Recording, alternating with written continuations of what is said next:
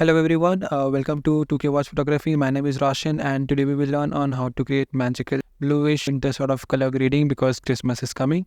So we're going to learn how to edit these type of photographs in wildlife and bird photography. So I'm going to include a preset of all those color grading techniques and I'm going to share those presets. So let's get started.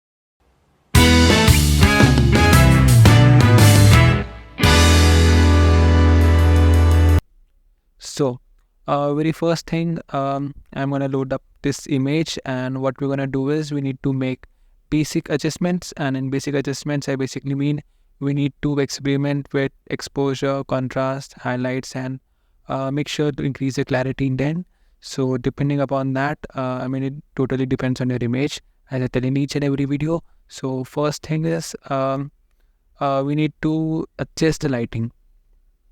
So take up like few minutes or so, and we need to make that image a bit winter tonish. So we need to make some winter color grading. So first thing, after creating basic adjustments, we need to go to saturation tab in the color mixer section, and we need to reduce the saturation of yellow and orange because these are the primary colors which we see in nature photographs, right? First, we need to remove them, and once you remove green, orange, and yellow, we need to increase the luminance of red. So here I'm assuming your basic subject is red in color. So this is one of those requirements. After that, we need to go to the color grading section, and we need to select a suitable bluish color for the background, so that we're going to go here in the shadow section.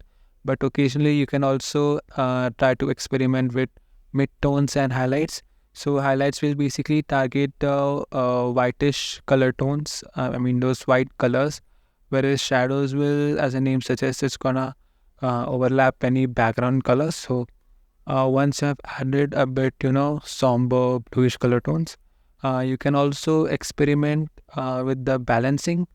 So once you have done with all that, there are corresponding sliders to highlight shadows and midtones. So you can use it to adjust the contrast or something.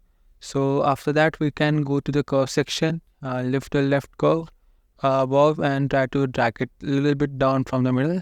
So once you do that, you will see a very moody color created bird, but we still need to make some changes.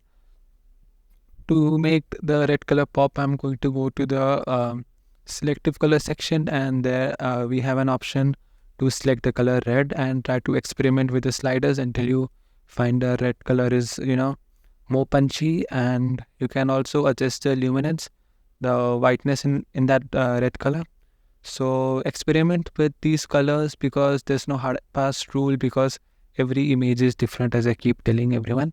So once this is done, you are good to go. Now we need to open another app called Lens Distortion, because the problem is that I don't have any overlays as of now in my computer. So if you have any overlay, or what I'll do is I'll just link that in the description so you can use that. And if you don't have that, you can install Lens Distortions app on your Android or iOS phone, and you have to select that white colored overlay snowfall, and you can easily add it, and this would be it.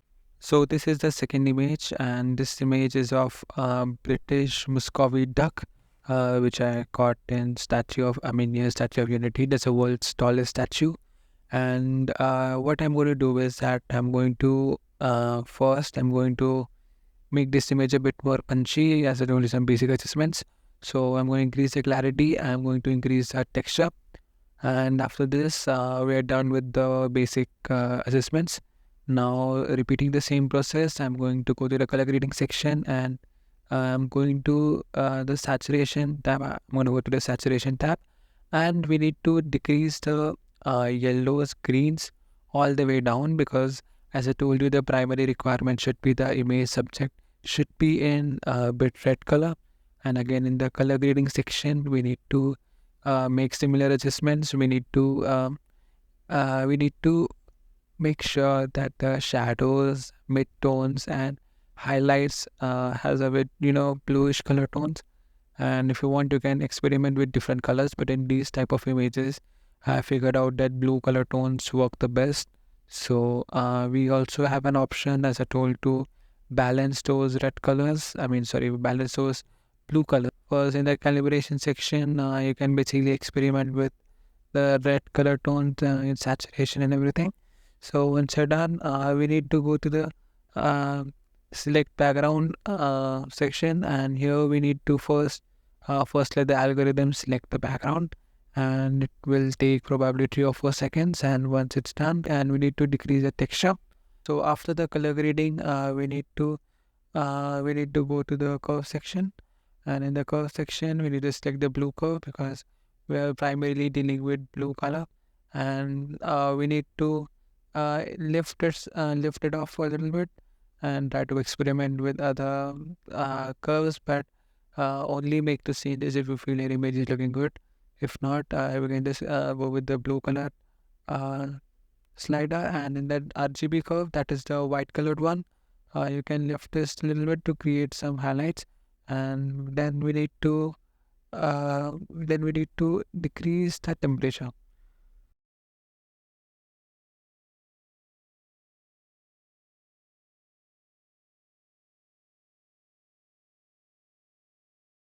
In the selective color section, we need to select cyans and blues and reds because these three are the primary colors in our image. So in reds, we need to again focus on the sliders to make this image a bit more saturated with a little bit of highlights.